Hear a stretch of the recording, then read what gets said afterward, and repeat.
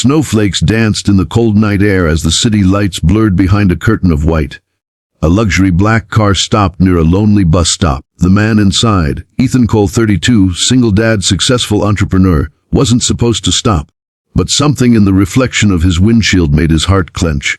There, sitting on a frosted bench, was a woman, shivering, exhausted, still in her white nurse's uniform, clutching her bag as if it held her last hope. Ethan rolled down his window. "Miss, are you okay?" Her lips trembled, eyes red from the cold. "I missed the last bus, I'll be fine."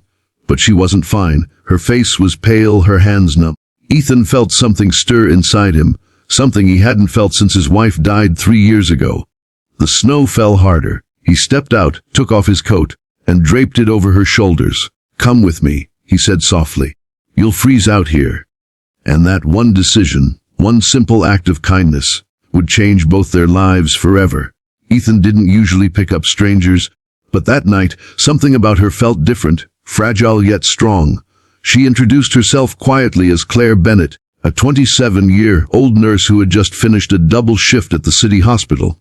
The snowstorm had cut off transport, and she was stranded, alone and freezing.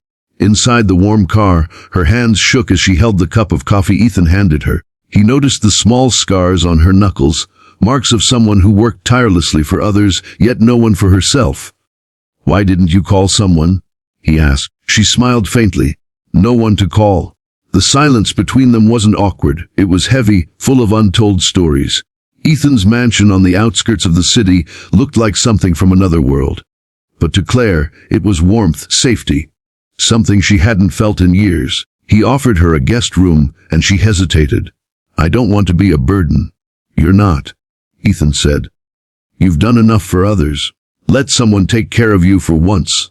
That night, Claire fell asleep in a soft bed for the first time in months. And Ethan, he stood outside her door, listening to the calm rhythm of her breathing, wondering why his heart suddenly felt alive again.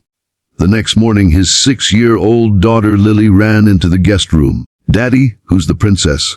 Claire laughed for the first time, a sound that filled the entire house. Days passed. Snow melted slowly, but the distance between them did too. Claire cooked breakfast, helped Lily with homework, even bandaged Ethan's hand after he burned it making pancakes. But behind every smile there was pain. Ethan carried guilt. He'd buried his wife after a long illness and vowed never to love again. And Claire, she was running from something, an abusive relationship that had left her scared and emotionally broken. One night, as they sat on the porch watching the snow fall again, Ethan said, "You can stay here as long as you want." Claire looked at him, tears glistening. "And what if I never want to leave?" He didn't answer. He just reached out, held her hand, the same way he had that night at the bus stop. Winter slowly turned to spring. Claire had become part of their lives. The morning laughter, Lily's bedtime stories, the scent of coffee and cinnamon in the kitchen. For the first time, Ethan's house felt like a home again. But the past never stays buried for long. One evening, as Ethan returned from work, he found a man waiting outside. Mark, Claire's ex-fiancé, angry, drunk, demanding she return with him.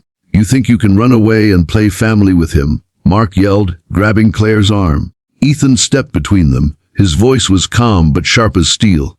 "She's not going anywhere with you." Mark lunged, and in that moment all the fear, all the nights of loneliness in Claire's life, crashed down. She screamed, and Ethan pushed Mark away, protecting her like she was the most precious thing on earth. Police came. Mark was taken. Silence returned. That night, Claire cried in Ethan's arms. "I'm sorry I brought this into your life." He cupped her face gently. "You didn't bring pain, Claire. You brought life back into mine." Weeks later, Ethan took Claire and Lily to the countryside for a short break. They walked under blooming trees, Lily skipping ahead with flowers in her hair. As the sunset bathed the sky in gold, Ethan turned to Claire. "You know, I stopped believing in second chances until the night I saw you sitting at that bus stop." Claire smiled through tears.